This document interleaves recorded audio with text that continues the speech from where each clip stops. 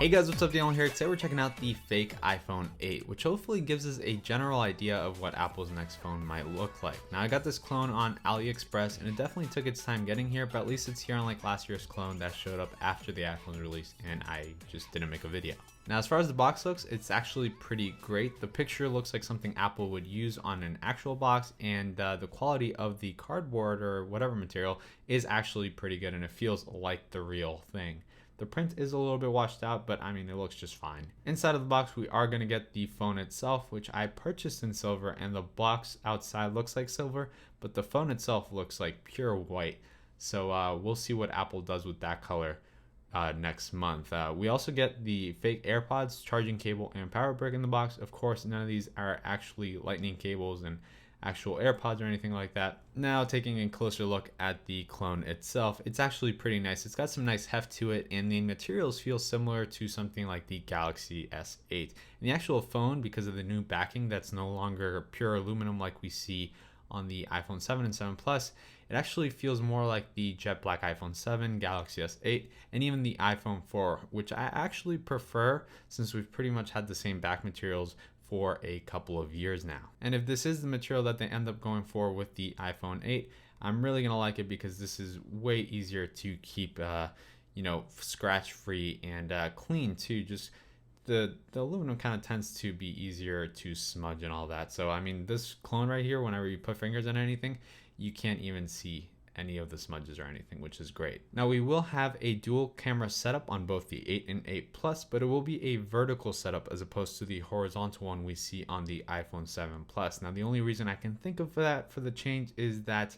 you are less likely to put your finger over the camera when you're taking pictures and recording video in landscape. And as far as the camera itself goes, we're going to see, the rudimentary upgrades, nothing significant, but of course, better low light and maybe better depth focus like you see on that iPhone 7 Plus. Some of those effects and stuff like that might just be better on the iPhone 8. Now on the front of the phone is where you really see immediate changes. There's two things you'll notice right away that are different from every iPhone over the past decade, and that is that there is no home button and the screen has rounded edges. Now I don't think the iPhone 8 will look exactly like this. It might have more of a fuller screen akin to some of the more recent leaks that have shown the screen going all the way up to the sides of the front camera and the speaker. This top right there as well will have the status bar.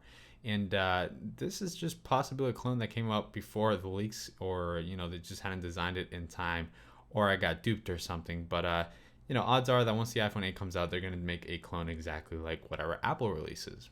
Now looking at this clone, you'll see the front looks kind of iffy. I mean, it looks kind of weird with all that black and then the white front. So I'm thinking that Apple is going to probably ditch the white fronts, especially if the screen does end up going to where, the leaks are saying that it's going to go, just because it's going to look very bad with the sensors and the white and everything. It's just going to look kind of clunky next to the Galaxy S8. So Apple might be forced to have black fronts only to give that illusion of a larger screen that's more seamless and futuristic, and just to match, the competition out there. The other thing is that some people are saying we won't see the usual gold and rose gold colors at launch, and that we'll only get black, white, and silver phones, which is definitely more what I'm leaning towards because, people are saying that these are going to be more premium phones, and I guess to start off, it would make sense for them to offer less colors and make them look kind of different to what we've seen over the past couple of years.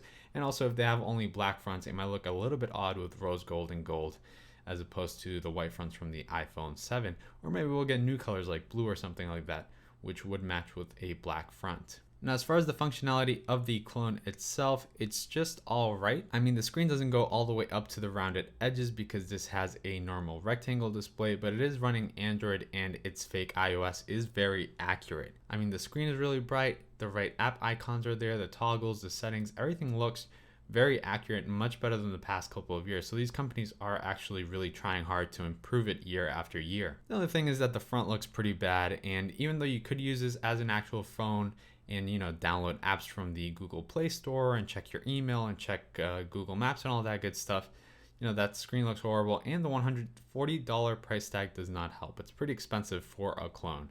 Now, one thing missing here is that there is no fingerprint reader, so who knows where Apple's going to end up putting it. They could put it under the screen, they could put it on the lock button or on the back, or get rid of it altogether. who knows, we'll see next month. That's still kind of unconfirmed and it's going both ways, and people don't know where that's going to go. Aside from that, guys, that's it for this video. If this was the final design for the iPhone 8, would you guys get it or opt out for something like the Galaxy S8? I know if this was the final design, I'd definitely go for an S8. It's just, I've been using it for the past couple months and the design is so clean, seamless, and just really stunning that going back to something like the iPhone 7 or this right here just kind of still feels like the past. So hopefully Apple's next phone is a little bit better than this. But yeah, guys, that's it for this video. Thank you for watching. If you have any questions, feel free to reach out to me at RMRDNL or at DarGadgets on Twitter, and I'll get back to you there. And yeah, I'll catch you guys in the next video. Goodbye.